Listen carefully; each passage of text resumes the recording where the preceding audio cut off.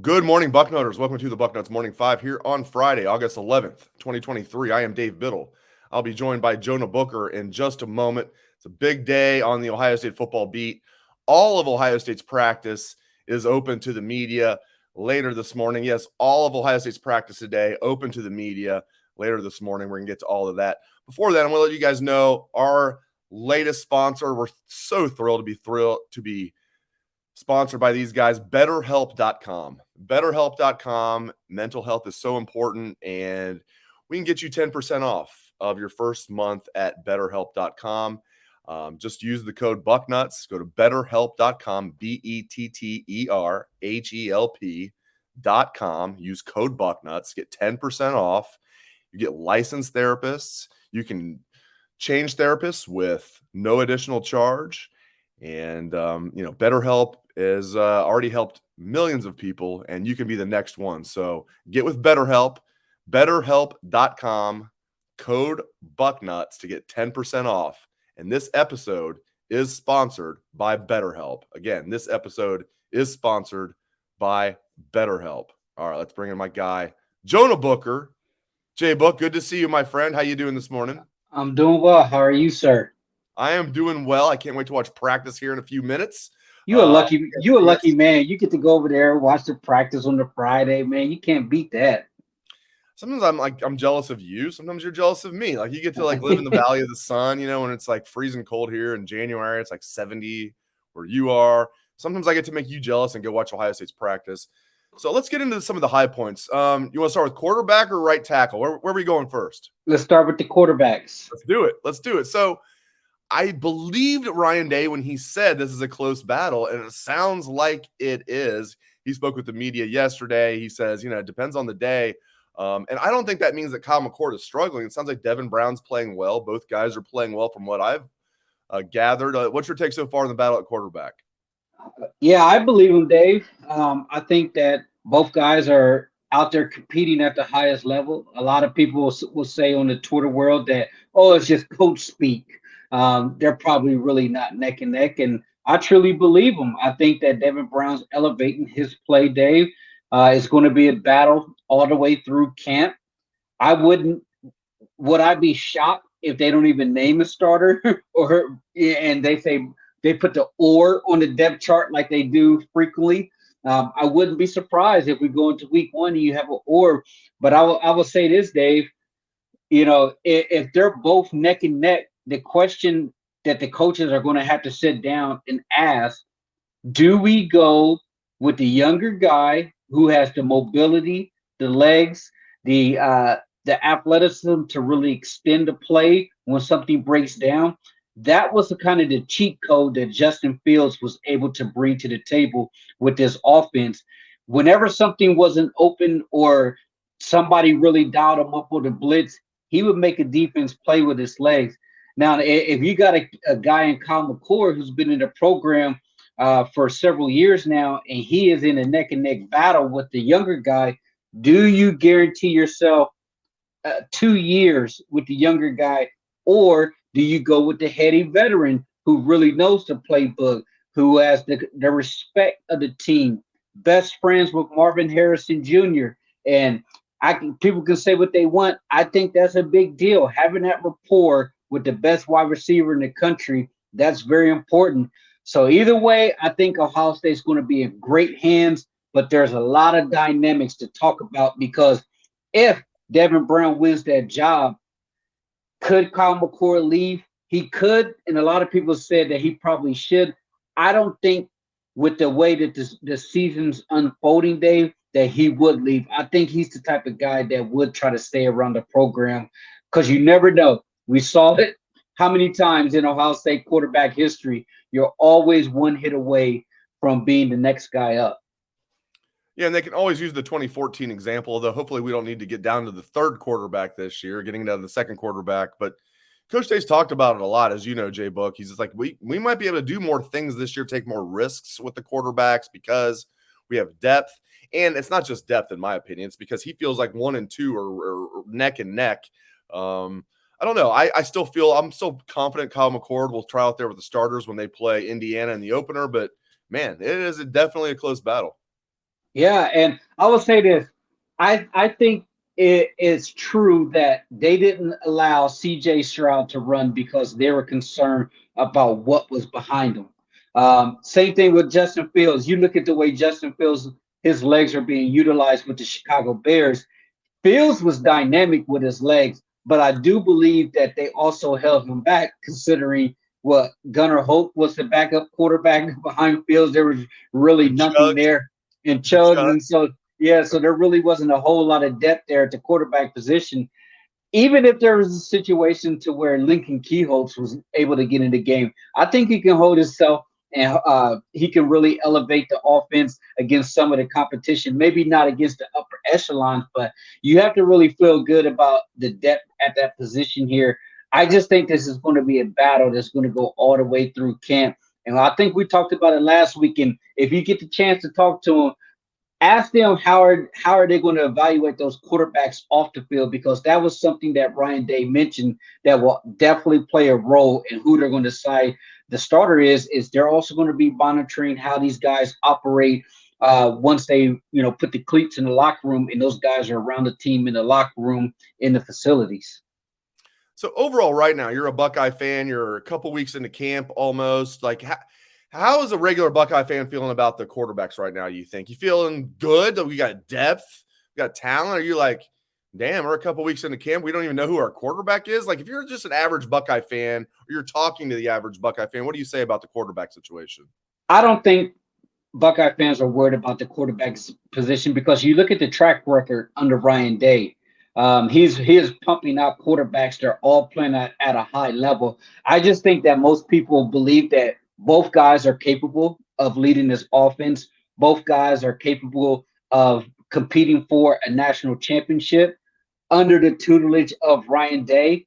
He has earned the benefit of doubt from the fans to say, hey, he's whoever he chooses will probably be in the running for Big Ten Player of the Year, put up ridiculous Heisman type stats, and maybe get an invite to New York. It's just a matter of who do you prefer? Do you want a guy who's a little bit younger, maybe a little bit more on the wild side, that's going to bring an athleticism and a element with his legs to the table, or do you want a guy who's a little bit more heady, a veteran presence in the huddle?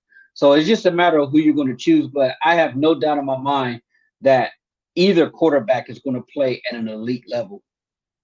Let's talk some left tackle and right tackle. I thought left tackle was set. Josh Fryar, left tackle, bam, right?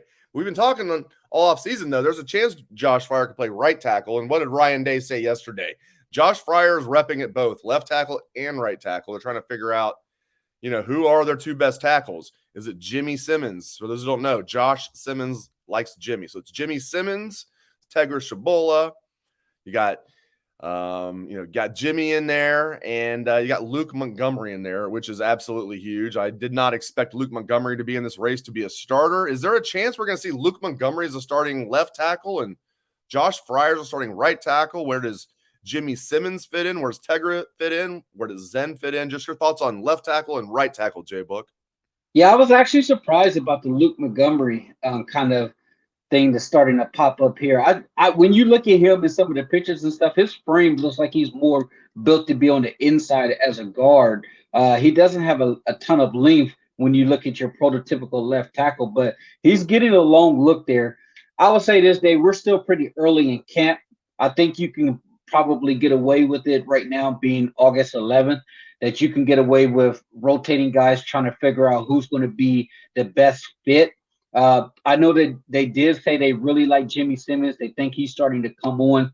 So that's very good news that he's going to be able to, potentially be the guy if he's called upon. I would say this, Dave, if we start getting 2 weeks from now and they're still rotating these guys, that's when I'm going to start being a little bit concerned, a little nervous, and say, all right, we're almost headed into week one, and you guys really haven't figured out who's your first unit. The thing about the offensive line, Dave, a lot of it is so mental, especially when it comes to the communication, being able to make your center guards, tackles, be on the same page, communicating, getting your calls from the quarterback. That only comes from repetition, working together as one unit.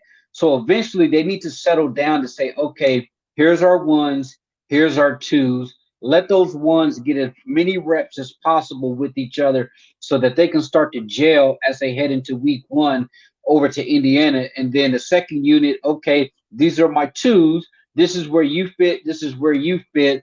Who's my sixth offensive lineman if somebody gets hurt?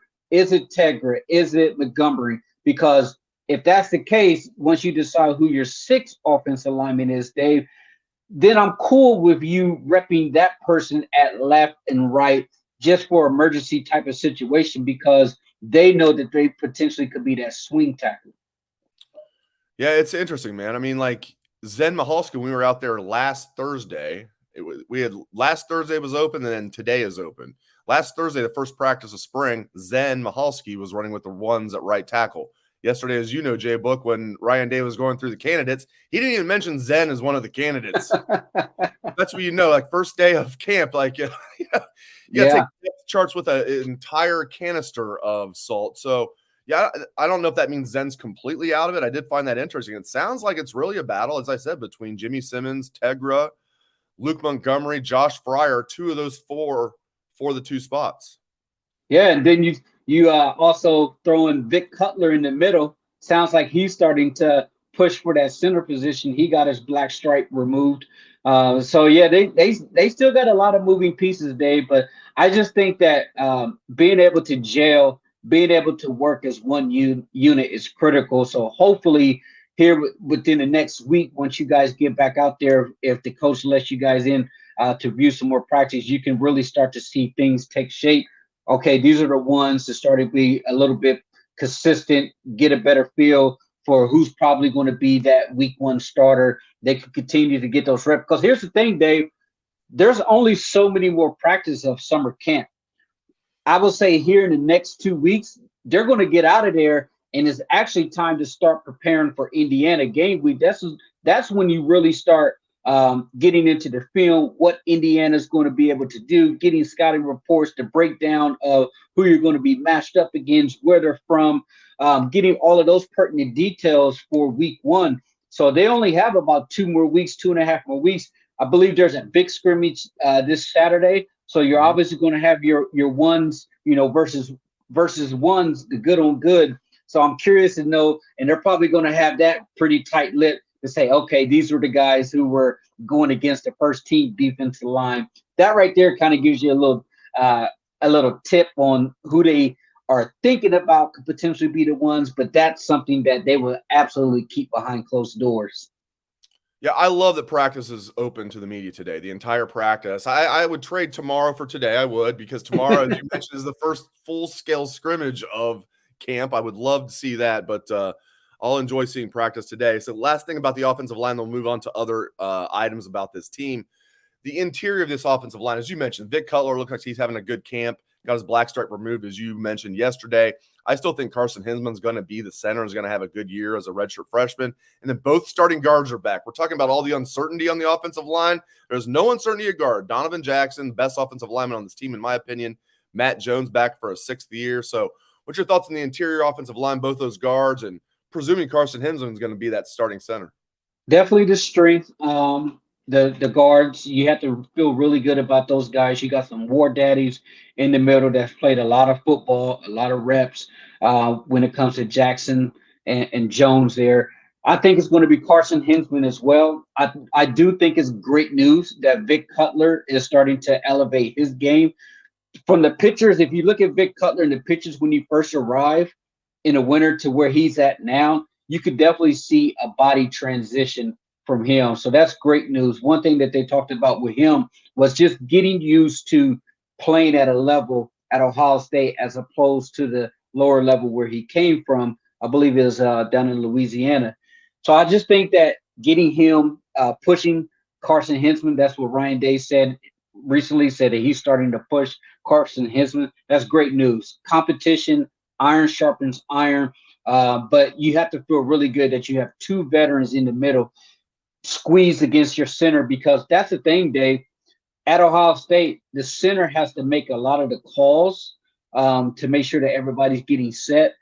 But it helps tremendously to have two veterans on each side of you who's going to be able to help you make those checks, make those reads when you need it.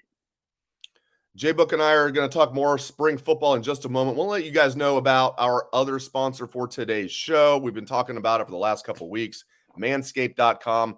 There's a reason this company is completely blowing up, and everybody that I know that subscribes to this company absolutely loves it. And because of the Bucknuts Morning 5, you can get 20% off. So go to Manscaped.com, use code Bucknuts, get 20% off, and you get free shipping. Manscaped.com, code Bucknuts, get 20% off and free shipping. You got to look good in this world. Manscaped's got a little bit of everything. If you have hairs on your body that you don't want there, get with Manscaped. They will have you looking good. Get with Manscaped, 20% off, code Bucknuts, manscaped.com, code Bucknuts, and free shipping. Unlock your confidence with Manscaped. All right, back to football. J-Book, let's talk about this defensive backfield. I have to talk DBs with you when I have you on, you being a former college DB yourself.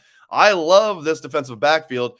And then you have Davison Igbinosun, who right now is running with the second team at corner, which is a huge luxury. You got Denzel Burke and Hancock right now running with the ones. If Igbinosun is your third best corner, life is good. And he's talking about how when he goes up against Marvin Harrison Jr., he wasn't talking smack. He was like, Marvin's the best wide receiver in the country.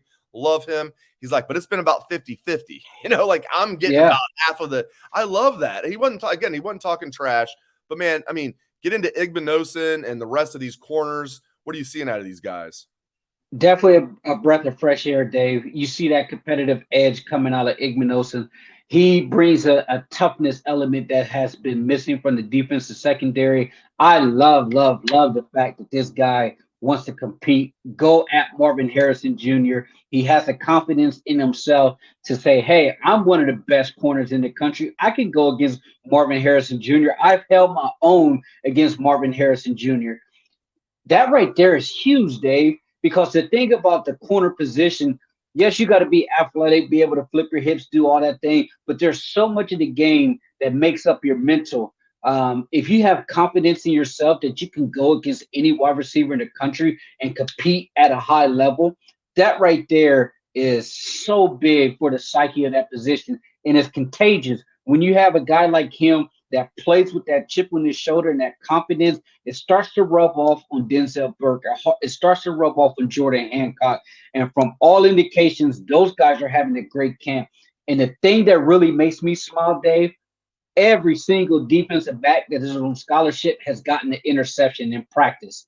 That right there means that guys are getting their hands on the football, they're jumping routes, they're making plays. On the flip side, you can say, hey, what are the quarterbacks doing? But for this particular segment, talking about the defensive backs for a unit who didn't record one interception last year as far as the cornerback position, the fact that these guys are getting their hands on the football, beautiful. I love it. That might have to go back and look. That might be the first time in Ohio State history, even back when teams were throwing like 4 passes a game, that corners had 0 interceptions the entire season. Can't happen again, and I don't think I think that was a fluke. Where are you at with Jim Knowles? I get this question a lot, whether it's from people I don't know that love the Buckeyes that ask me, or whether it's my close family members. I get it all everywhere in between. They're like, what do you think of Jim Knowles? J-Book, what do you think of Jim Knowles? I'm not sold on him yet. He still needs to prove it to me, Dave. I thought the defense took a step forward. They did get better in certain aspects. But when it came down to the Jimmies and the Joes, who are you playing against? He did not perform at a high level as far as his coaching ability. When you look at Maryland, you look at Penn State, you look at Michigan, you look at Georgia, his defense was getting dialed up. You had any competent offensive coordinator in the booth, what were they doing? They were finding the third safety on the field, and that was the mark. They were picking on guys, and they were able to identify when Jim Knowles was going to bring the house, when they was in zero blitz. I do think this should be a bounce back year. I do think last year was a major learning curve for him to say, hey, maybe I don't need to be as aggressive on third and long situations that I should, where I'm leaving safeties on the island in zero coverage, or I'm asking my corner in a critical situation like Michigan, well, all I need is to sit them at the yard marker to get a stop. But no, I have them playing press, zero coverage, while bailing, Like some of the stuff that he was asking the defense to do, I'm just like, you just can't do that, man. You're just putting guys in a bad position. I know the fans like to bang on the players for some of the mistakes, but you also have to look at the coaches and say, why is Lathan Ransom being put in a situation to where he has to guard a 10-300-meter guy when you're up 14 in the fourth quarter and you hold on, you're going to the national championship and winning it. You can say what you want about Latham. Yes, he needs to be more athletic and keep his feet under him. But why is Jim even putting him in that situation? I'm not sold on the three safety look yet, Dave. I'm a true believer that if it's a third and long situation, I'd much rather have a corner come onto the field as opposed to a nickel safety. Because what you're doing is you're asking a guy who is a safety for a reason to do things that a corner specializes in, which is to guard a third or a 4-5 receiver, flip your hips and run and make a play on the football. That's why a corner is there. So I will feel much better to have a nickel corner on the field as opposed to a nickel safety when it's third and long type of situation. Now, they are saying that they're experimenting. We may see that.